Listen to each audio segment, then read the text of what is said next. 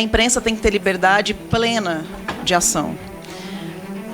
Outra fala em aspas: somos defensores da unidade nacional, da construção de um projeto de desenvolvimento para todos e para todas. E isso implica, neste momento, ir para as ruas entrincheirados com armas na mão se tentarem derrubar a presidente Dilma. Quem disse isso também foi o presidente da CUT, Wagner Freitas, ou seja, tentar censurar um pedido de impeachment com armas na mão. Não foi o presidente Bolsonaro que invadiu o painel do Senado para intimidar senadores e fazer censura com senadores.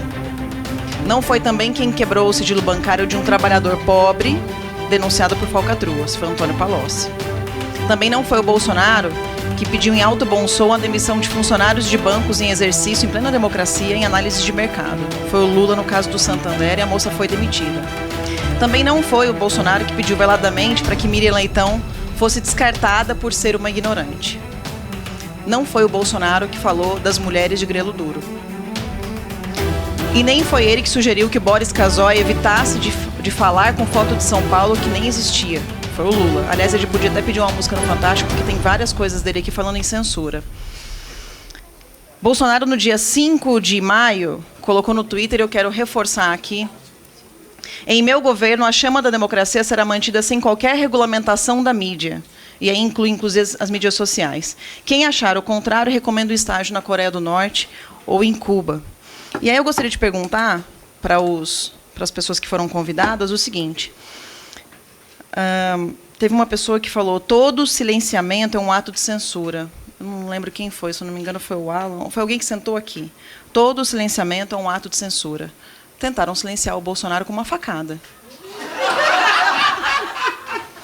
E você vê que mesmo uma tentativa de assassinato gera risada. Né? A gente jamais riria de uma tentativa de assassinato. Nunca rimos numa tentativa de assassinato da Marielle. Inclusive, a gente costuma... Eu acho. Falando a nossa Grace passou, todas as nações tomadas por governos ditatoriais são sob a tutela de governos esquerdistas. Nenhum é de direita. Então...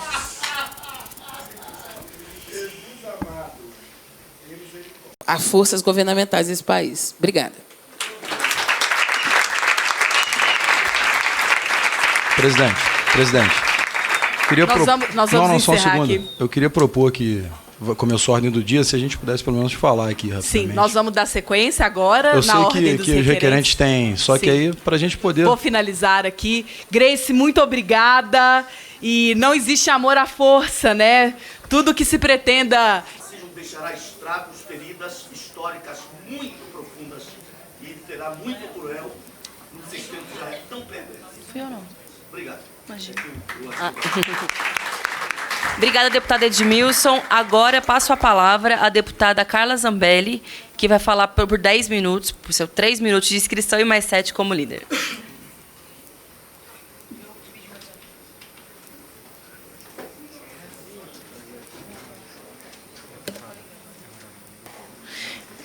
Presidente, eu dividi meu tempo com o Daniel, ele vai começar falando por 7 minutos, depois eu falo por 7. A gente soma o tempo de inscrição com o tempo de liderança, vai dividir o tempo de liderança, tudo bem? Obrigado, presidente. Bom, primeiro passo, quero direcionar ao ex-secretário José Henrique. Ex-secretário, o senhor não pediu demissão, o cargo do senhor foi pedido pelo ministro Osmar Terra e eu tenho a nota.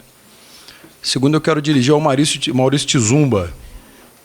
Senhor Maurício, como é que o senhor ia se sentir, bem como todos os integrantes negros aqui nessa comissão, se eu dissesse que eu me sentiria melhor em um lugar com mais brancos do que negros? Essa é uma pergunta muito simples.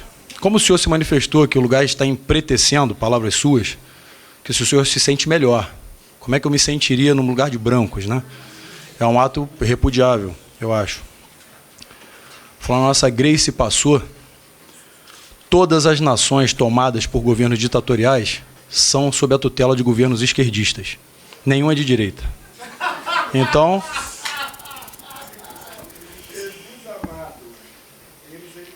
Bom, eu ouvi atentamente todas as falas sem interromper. Isso denota uma falta de educação sem tamanho. Voltando ao nosso amigo Alain Deberton. Ele falou sobre ideologia o tempo todo. o Instituto de Pesquisas Nórdicos para a Ideologia de Gênero, ele fechou em 2011 um estudo em que ele integralizou 56 milhões de euros para chegar a uma tese muito simples, depois de 20 anos de estudo. Homem é homem, mulher é mulher, macaco é macaco e viado é viado. Não tem diferença. Se respeita toda a diversidade sexual, sem problema. Mas diversidade, gênero é uma coisa, sexualidade é outra. Ninguém é contra a homossexualidade aqui. Que usam erradamente o termo homossexualismo, que é doença. Isso, quando se termina em ismo, é doença, é homossexualidade. Essa diversidade é respeitada por todos nós. O que a gente não aceita é quando se pega indivíduos em formação e quer colocar para ele que beijar homem é normal e mulher é mulher normal. Quando o indivíduo deve escolher o que ele quer e não alguém impondo a ele. E sobre arte, e eu finalizo, não preciso do tempo de liderança, sobre arte eu finalizo o seguinte, eu desembarquei semana passada no aeroporto do Galeão, no Rio de Janeiro, e prendi 3 artistas com uma quantidade boa de maconha. Eles iam fazer um musical do Cazuza. A arte realmente salva o mundo, mas 70% está tomado por maconheiro e baderneiro. E não estou generalizando. Veja bem, eu não terminei. Não estou generalizando. Não se sintam doídos. Calma. Vocês não detêm o poder da narrativa total. Calma. Não acabei, não. E eu prendi eles. E, inclusive, a dona do teatro, a diretora, pediu para que eu prevaricasse e não a levasse. Não levasse eles com maconha. Estavam com maconha. E eu dei também voz de prisão a ela e fui sarquear. O irmão também tinha um mandado em São Paulo por furto e roubo. É engraçado. Vender-se uma narrativa falaciosa de que o Brasil é um país escravocrata, ótimo, existiram escravos negros, sim, mas os escandinavos também escravizavam brancos, ingleses. Isso não é prerrogativa só de negro, não. Tem escravo na China, eu fui à China, eu sei. Tem escravo em vários lugares, pô. Se a gente falar em dívida moral, a gente pode falar, quando eu protocolizei o projeto de cessão compulsória de órgãos, que o bandido tem uma dívida moral com a sociedade por traficar, aliciar menores. Essa narrativa de eu sou a vítima, eu sou isso ou aquilo, o senhor deveria acompanhar o Morgan Freeman, que é negro e é meu maior ídolo de todos. Não tem um melhor do que ele, segundo Denzel Washington. Ambos são negros. O marido falecido da minha mãe era negro. O meu irmão era homossexual. Então qualquer um que vier falar que eu sou homofóbico está rachando a cara, porque eu não sou a respeito. O que eu não respeito é quando o espaço de A é invadido por B, de forma a você engolir um gato vivo de ré. Fica complicado. Então eu não estou aqui para gerar antagonismo social, não. Eu respeito cada um, mas quando cada um se respeita. Obrigado, presidente.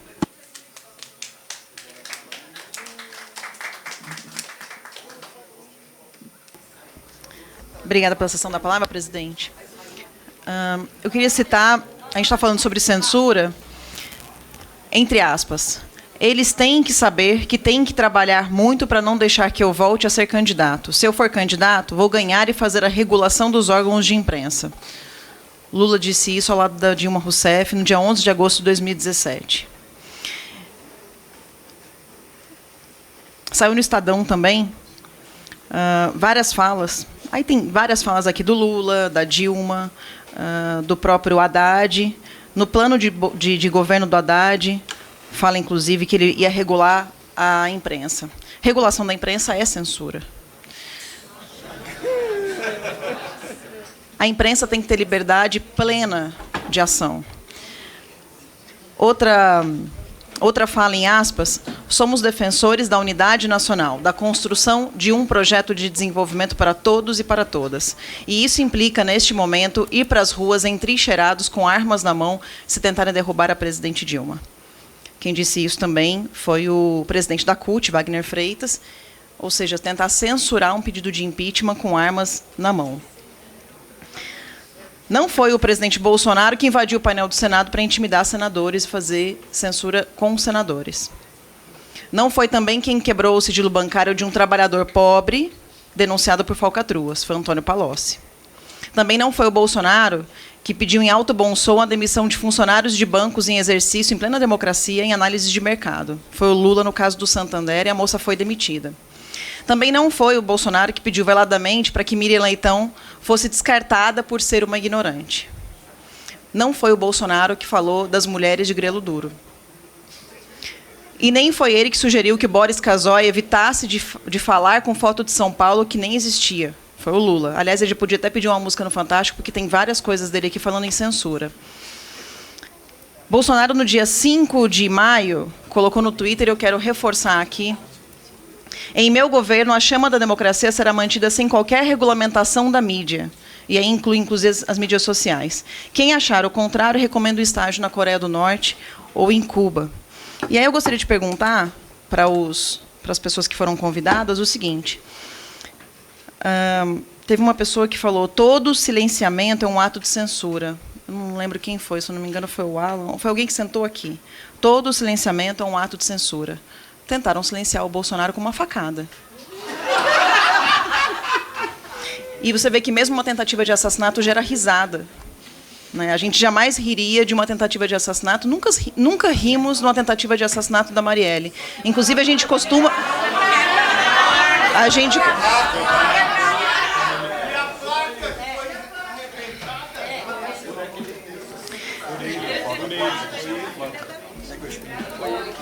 Vou ceder aqui uns minutos para ele explicar a placa. Bom, vou explicar a placa que foi eu que arranquei. Eu que arranquei a placa. O lugar que a placa foi colada foi na Cinelândia, que é a Praça Floriano Peixoto, que é patrimônio tombado. Nunca se tratou da memória da Marielle, pelo contrário, até admirava a militância dela. O que acontece é que nós não podemos permitir que alguns vândalos que não representavam a vereadora e dizem, eles pegam essa bandeira e eu represento. Eu sou representante quando não é. Ela nunca vandalizou. Por que alguém vai lá e vandaliza um patrimônio público e não quer que arranque? Eu, na qualidade de policial, fui lá e arranquei e mantive o patrimônio. Ponto. Não tem que se discutir. Quem quebrou a placa foi o deputado estadual Rodrigo Amorim. Eu tenho a live, está na minha live. E se eu tivesse quebrado, eu pediria desculpas. Eu não fiz esse ato. Eu arranquei e arrancaria de novo. Se fosse... Agora, o quarteirão Marielle, que está lá, pela prefeitura permitido, está lá e vai ficar intacto. Agora, quando um vândalo vai lá, para mim não se compara, se compara facilmente a uma pichação, pô. Eu colo a placa onde eu quiser, em um patrimônio, eu vou pichar. Vandalizaram, pô. E vocês aplaudem, batem palmas? Pelo amor de Deus, ele tem que explicar o evidente, é cansativo, pô. Crítica política é sempre bem-vinda. Agora, você querer fazer uma crítica política com dinheiro público, e isso o governo Bolsonaro não vai permitir. Vocês querem fazer uma crítica política ideológica, seja da direita ou seja da esquerda, qualquer coisa política ideológica não vai entrar no governo Bolsonaro. Professores em sala de aula não podem fazer ideologia com os alunos.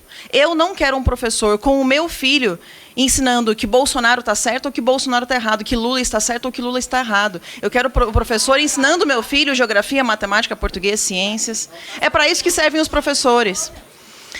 Censura é quando alguém da direita quer falar e as pessoas da esquerda ficam tentando falar em cima. Eu e Daniel ficamos aqui por 2 horas e pouco, calados, ouvindo vocês falarem. Isso é educação. Censurar a fala de outra pessoa é falta de educação. É mais do que censura. E se for falar em censura, nós estamos aqui num seminário em que todas as pessoas que foram convidadas foram de esquerda. Nenhum direita foi convidado. Isso é censura.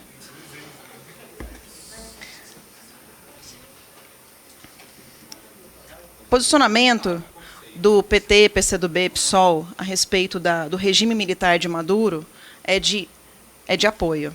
Milhões de pessoas, senhor Maurício, foram assassinadas na Venezuela. A censura ali da mídia, da imprensa, é absoluta. Só se fala aquilo que Maduro quer. Coreia do Norte é a mesma coisa. Por que a esquerda não fala nada sobre isso? Isso leva à luz a discussão política. Por que não se fala mal das ditaduras de esquerda? Por que ninguém critica Che Guevara, que matou milhares de gays? Por que não se fala dos irmãos Castro, que assassinaram os gays de Cuba? Esse é o ponto. Por que existem sempre 2 lados? O senhor disse, não deixa o que é ruim passar, vamos filtrar o que é de ruim. O que o governo Bolsonaro está tentando fazer, senhor Maurício, é filtrar aquilo que faz mal para as crianças. Quer falar sobre homossexualidade, pode falar para qualquer pessoa adulta. Agora, quando tenta se falar, se embutir sexualidade para as crianças, isso é tentar adiantar uma coisa, uma sexualidade que não é tempo ainda. Deixa as nossas crianças serem crianças. O senhor acredita em Deus, o senhor vai entender o que eu estou falando. As crianças têm que ter o direito de viver a sua infância com plenitude. Quando você sexualiza e fala de homossexualidade ou de qualquer coisa que não é para uma criança, ainda na idade da criança, você está roubando a infância dela. E é isso que o Bolsonaro é contra. Nós não queremos dividir, muito pelo contrário. Realmente o senhor disse uma coisa certa, é momento de união. É momento de união para o bem das pessoas. Só que quando a gente tenta polarizar o discurso, fazendo do Bolsonaro uma pessoa que ele não é homofóbico, ele não é racista. Não é. E eu tenho certeza que se o senhor conhecesse ele pessoalmente, o senhor veria isso com seus próprios olhos. Isso é intolerância. Isso é intolerância à direita. Eu gostaria muito de saber a posição de cada um dos senhores a respeito do regime da Venezuela e da Coreia do Norte. E, por fim, dizer o seguinte, presidente. O governo Bolsonaro vai garantir que todas as pessoas, sejam homossexuais, sejam negras, brancas, sejam nordestinas ou sulistas, de qualquer lugar do Brasil, todas elas vão ter direito de falar o que quiserem, aonde quiserem. Só que com o dinheiro público, não. Então, quando a senhora, a doutora que falou ali antes do senhor, falou que tem que ser pago com dinheiro público um seminário, um congresso para se falar sobre política partidária de um lado, não. E isso é exercer a democracia da maioria que votou em Bolsonaro e votou em Bolsonaro para ele fazer as políticas que ele foi eleito para fazer. Políticas, um plano de governo de direita. E se quiserem fazer um plano de governo de esquerda, utilizar o dinheiro público da esquerda, como o PT fez durante 13 anos, é só esperar 2022 e ser eleito de novo. O PT fez isso durante 13 anos, usou o dinheiro público para fazer ideologia de esquerda. E agora o Bolsonaro está não deixando usar o dinheiro público para fazer qualquer tipo de ideologia. E aí estão dizendo que é censura. Durante 13 anos não foi censura? Censurar a direita? Durante 13 anos, o governo Lula, Dilma, que não deixou nenhum centavo destinado para qualquer cultura de direita, isso não era censura. A cultura vai ter espaço que quiser, do jeito que quiser, desde que seja com dinheiro privado, como todo mundo fez durante toda a vida na direita. Obrigada, presidente. Agradeço a intervenção dos deputados. Agora nós vamos seguir com a lista de inscritos. Eu gostaria de passar a palavra à deputada Thalíria Petroni, que é uma das requerentes desse nosso seminário incrível, que nos possibilitou conhecer conceitos. Nos possibilitou, deputada Thalíria, conhecer conceitos da ciência, inclusive afirmados pelo Ricardo Galvão, nos possibilitou conhecer o mundo das artes e o quanto elas são libertadoras e emancipadoras, nos possibilitou estar em contato com tantas pessoas maravilhosas do mundo da cultura que trazem o amor, a diversidade e a liberdade aqui para esse espaço. Por isso, com muita alegria, passo a palavra para a nossa deputada Thalíria Petroni. Que pena que não serei ouvida por aquele que atacou a memória de Marielle Franco. Mas atravessaremos esse inverno. Que me antecedeu falou aqui que não há deputado criança que não assina aquilo que não lê. Eu quero dizer aqui que 21 parlamentares, publicamente disseram que não sabiam o que estava assinando. E pode ser, sim, que haja o erro do parlamentar não ter lido com atenção, mas tem uma coisa que não pode ser desconsiderado, que é a confiança. Quando um parlamentar confia no seu colega e alguém diz, olha, camarada, você está aqui assinando tal assunto, mas, na verdade, o requerimento é para outro assunto, não se pode admitir que 21 parlamentares que publicamente se expuseram, que pediram claramente por vista de iniciativa retirada das assinaturas dessa CPI, sejam chamados de mentirosos nessa casa. Isso é inadmissível. São pessoas que, de novo, publicamente se expuseram, que fizeram o registro e que assinam não só o mandado de segurança, mas a nota de repúdio que está sendo encaminhada junto com o requerimento aí para a mesa diretora desta casa. Muito obrigada, presidente. Eu confio nesses parlamentares, na palavra desses parlamentares. Presidente. Senhor presidente. Senhor presidente. Só um minutinho. Projeto de Lei 50.29.19. Discussão em turno único do substitutivo do Senado ao projeto de lei 11.021-B de 18, que altera as leis número 9.096, 9 de setembro de 95, 9.504 de 30 de setembro de 97, 4.737 de 15 de julho de